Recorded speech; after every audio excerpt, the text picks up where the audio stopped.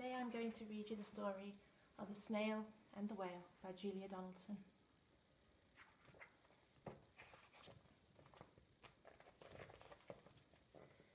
This is a tale of a tiny snail and a great big grey-blue humpback whale. This is a rock as black as soot, and this is a snail with an itchy foot. The sea snail slithered all over the rock and gazed at the sea and the ships in the dock. And as she gazed, she sniffled and sighed. The sea is deep and the world is wide. How I long to sail, said the tiny snail. These are the other snails in the flock, who all stuck tight to the smooth black rock, and said to the snail with the itchy foot, "Be quiet, don't wriggle, sit still, stay put."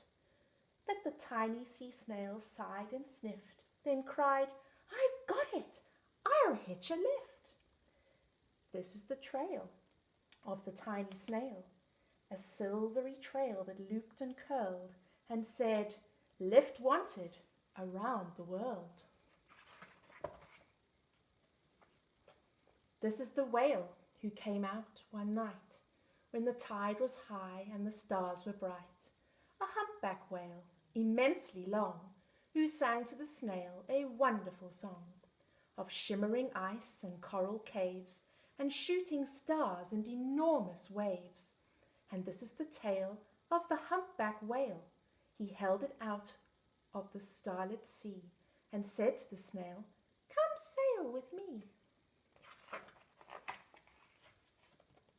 This is the sea, so wild and free, that carried the whale and the snail on his tail to towering icebergs and far-off lands,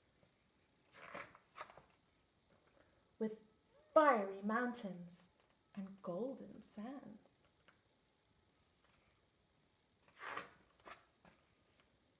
These are the waves that arched and crashed, that foamed and frolicked and sprayed and splashed the tiny snail on the tail of the whale.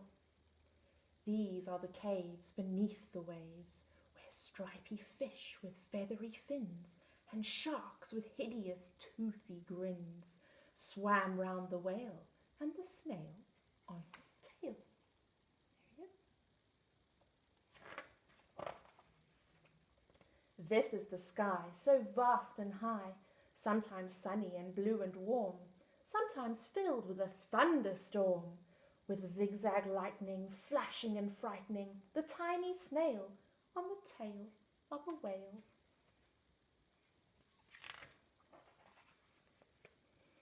And she gazed at the sky, the sea, the land, the waves and the caves and the golden sand.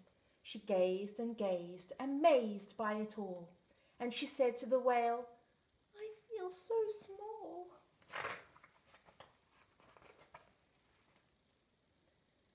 But then came the day the whale lost his way. These are the speedboats running a race, zigging and zooming all over the place, upsetting the whale with their ear-splitting roar, making him swim too close to the shore. This is the tide slipping away.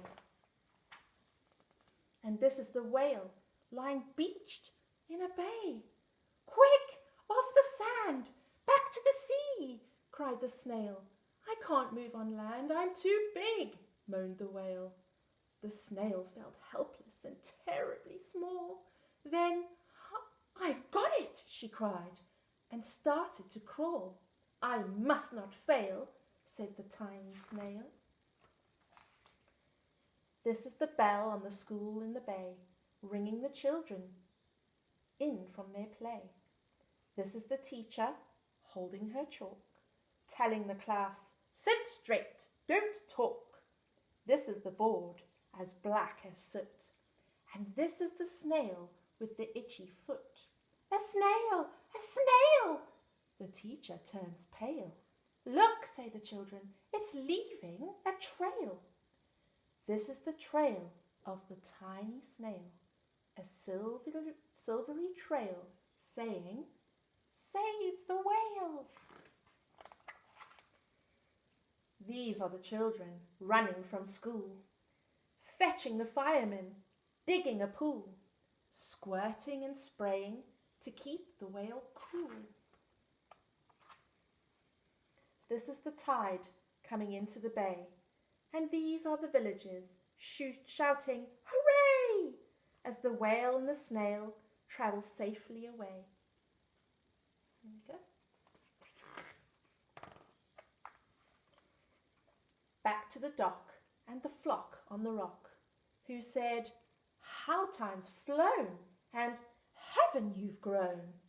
And the whale and the snail told their wonderful tale of shimmering ice and coral caves and shooting stars and enormous waves, and of how the snail, so small and frail, with her looping, curling, silvery trail, saved the life of the humpback whale. Then the humpback whale held out his tail, and on crawled the snail after snail after snail.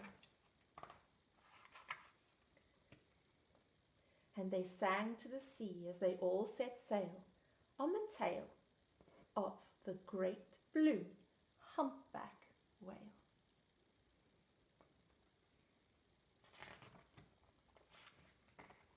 Hope you enjoyed that.